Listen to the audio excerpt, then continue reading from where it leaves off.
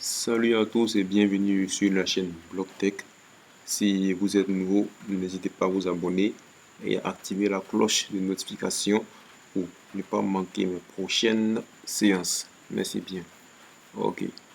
Dans la séance précédente, nous avions vu un peu quelques commandes de Kali Linux. Donc, nous allons avancer avec les commandes de Kali. Ok. Vous savez, après qu'on ait installé Kali Linux, il y a encore certains paramètres à configurer. Mais nous n'irons pas directement à la configuration. Nous allons d'abord passer à quelques commandes également qu'il faut taper. Il y a trois choses qu'il faut faire après qu'on ait installé notre Kali Linux sur notre hyperviseur ou encore notre logiciel de machine virtuelle VirtualBox. Ok. Donc, une fois avoir installé Kali Linux, il y a quelques étapes de configuration qui sont conseillées avant de l'utiliser. La première des choses, c'est d'abord de changer le clavier en AZERTY. Si vous voulez également pour le changer en QWERTY, mais nous allons voir la commande qui permet de permuter de clavier en clavier, c'est-à-dire de permuter d'une langue à une autre langue au niveau des claviers. Et n'ayez crainte, cette permutation de langue-là ne veut pas affecter le système. C'est-à-dire, même si vous changez le système même si vous changez le clavier en QWERTY et que vous avez installé votre Kali en AZERTY mais encore en français, cela ne changera rien. Cela change uniquement la disposition des claviers. Donc sans plus attendre, nous allons accéder à notre machine virtuelle. Bien, on accède à la machine virtuelle. Ok. Démarrer.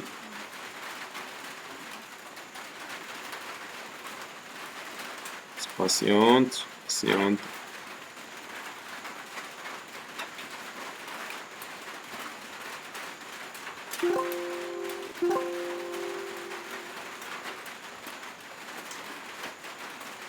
Ok.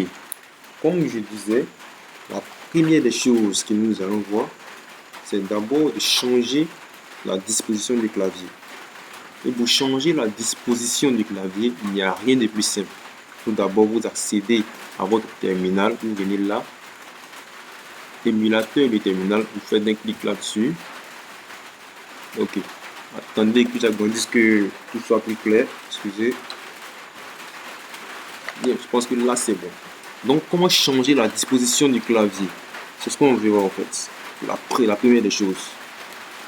Pour changer la disposition du clavier, on tape la commande 7 X K B M A P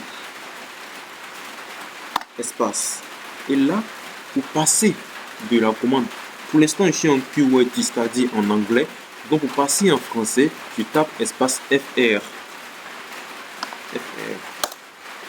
Et là je suis en français.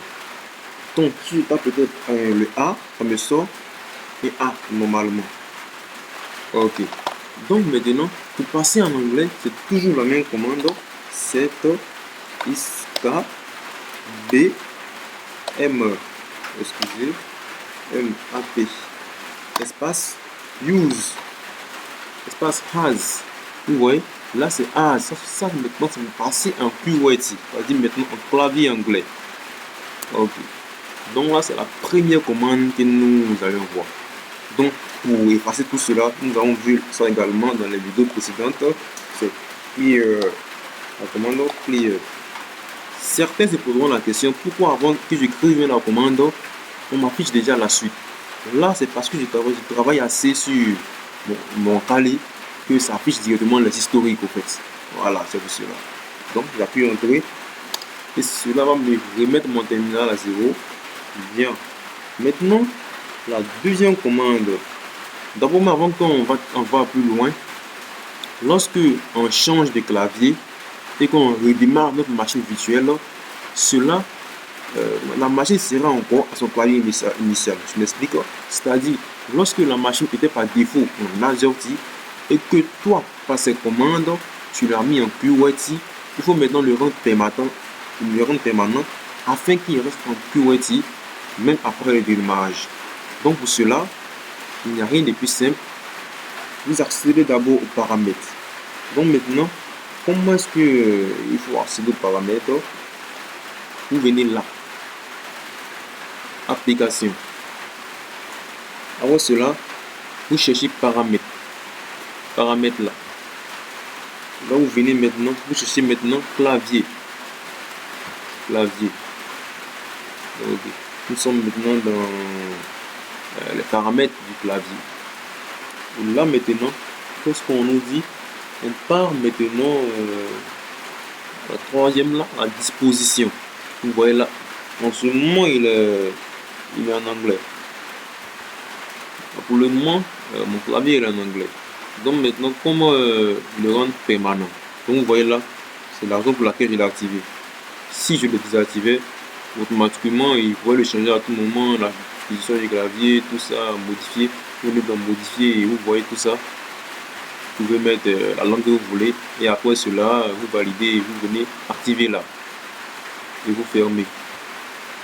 Vous validez, ensuite vous fermez. Bien, ça c'est la première des choses. La seconde des choses, c'est de mettre à jour les paquets.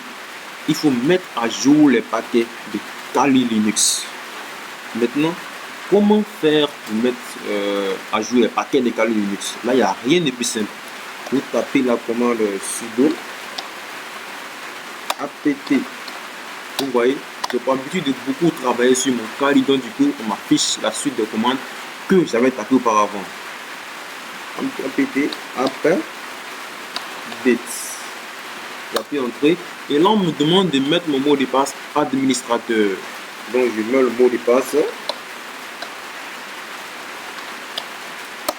J'appuie entrée. Vous voyez. Et là, ça a commencé à télécharger les paquets de Kali Linux. Bien.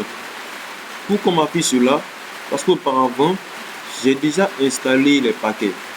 J'ai déjà installé, donc du coup on m'appuie ce message là.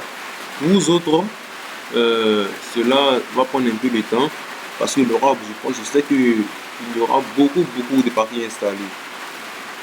Ou encore pour installer les paquets, il y a encore une autre commande du nom de sudo apt apt grid et j'appuie entrée. Vous voyez, ils ont le même rôle en fait. Vous voyez, lecture des informations, d'état fait, calcul de la mise à jour fait, zéro mise à jour, zéro nouvellement installé. Ok.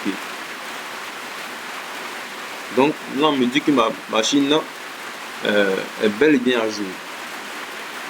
Maintenant la troisième et dernière commande que nous allons voir pour boucler cette séance, c'est faire d'abord une snapshot. Bon, le snapshot lui concerne plus la machine virtuelle VMware. On peut également le faire avec la machine VirtualBox.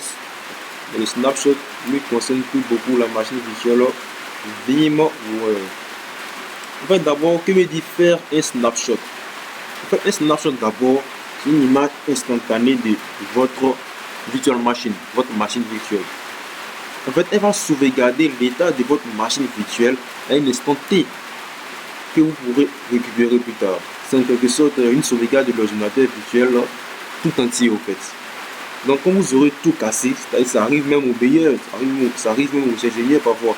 Quand vous aurez tout cassé, vous pourrez revenir à votre machine virtuelle tout propre en un seul clic. Vous comprenez un peu? Voilà. Donc faire une snapshot, c'est faire une snapshot, il faut aller dans le menu de VMware. Là, c'est pour ceux qui ont le VMware. Donc, je n'ai pas trop m'éterniser là-dessus. Parce que là, avec notre VirtualBox, le VMware est activement, automatiquement activé. Donc, on ne va pas encore perdre le temps là-dessus, un peu de tout. Donc, vous voyez là, lorsque je sors, dans les séances précédentes, nous avons vu comment éteindre la machine à son état initial. C'est là le snapshot. C'est d'éteindre la machine à son état initial afin de récupérer les données après qu'on ait encore redémarré la machine. Donc je pense que cette séance tire à sa fin. Et pour ceux qui ne sont pas abonnés à ma chaîne, je vous invite à le faire. Et n'hésitez pas à me mettre des likes si vous avez aimé la vidéo, également des commentaires d'encouragement. Je vous remercie, on sera à la séance prochaine.